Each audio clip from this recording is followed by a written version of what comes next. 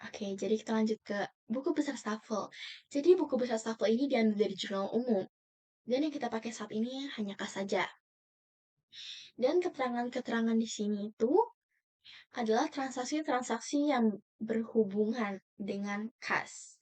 Nah, di sini itu ada pada tanggal 1, awal investasi sebesar 30 juta di debit, dan tanggal 5 meminjam uang ke bank sebesar 10 juta di debit, tanggal 8 membeli perlengkapan 13 juta di kredit, tanggal 9 mengambil uang pribadi sebesar 1.500.000 di kredit, tanggal 19 membayar sebagian utang 500.000 di kredit, tanggal 21 menerima pendapatan jasa sebesar 6 juta di debit, tanggal 22 membayar gaji pegawai sebesar 1.500.000 di kredit, tanggal 30 membayar uang sewa sebesar 700 di kredit.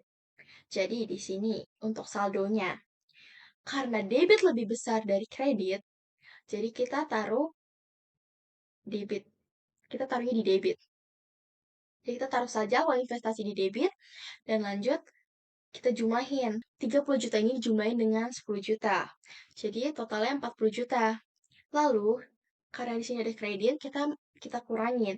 40 juta dikurang dengan 13 juta itu jadi 27 juta, dan 27 juta dikurang dengan 1.500.000 sebesar 25.500.000, dan 25.500.000 dikurang dengan 500.000 itu 25 juta, dan 25 juta ditambah dengan 6 juta itu sebesar 31 juta, dan 31 juta dikurang 1.500.000 sebesar 29.500.000, dan 29.500.000 itu dikurang lagi dengan 700.000 sebesar 28.800.000.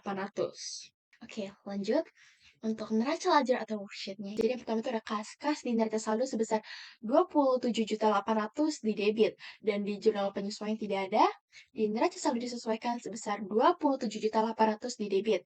Di laba rugi tidak ada. Di neraca sebesar 27.800.000 di debit. Oke, lanjut ke piutang.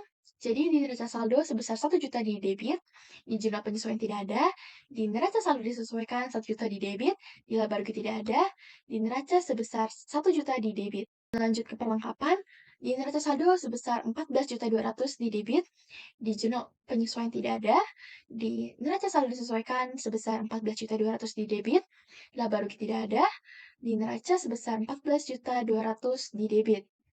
Lanjut, sewa dibayar di muka sebesar 350.000 di debit, di jurnal penyesuaian 350.000 di kredit, di neraca saldo disesuaikan 350.000 di debit, di laba rugi tidak ada, di neraca sebesar 350.000 di debit.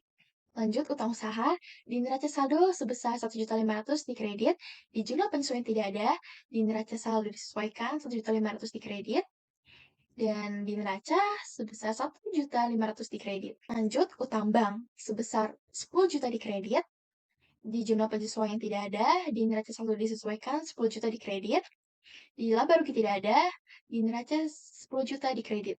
Lanjut, modal, di neraca saldo 30 juta di kredit, di jurnal penyesuaian tidak ada, di neraca saldo disesuaikan 30 juta di kredit, laba rugi tidak ada, neraca 30 juta di kredit. Lanjut, prive, di neraca saldo 1.500.000 di debit, di jurnal penyesuaian tidak ada, di neraca saldo disesuaikan 1.500.000 di debit, di laba rugi tidak ada, di neraca 1.500.000 di debit.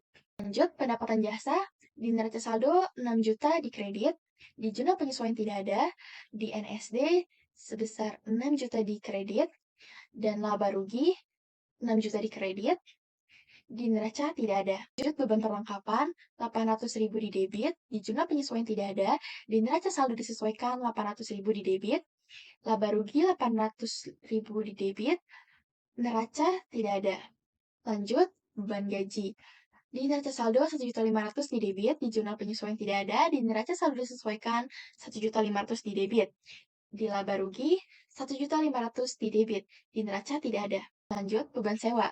Di neraca saldo sebesar 350 di debit, di jurnal penyesuaian 350 di debit, di neraca saldo disesuaikan 350 di debit, di laba rugi 350 di debit, dan di neraca tidak ada.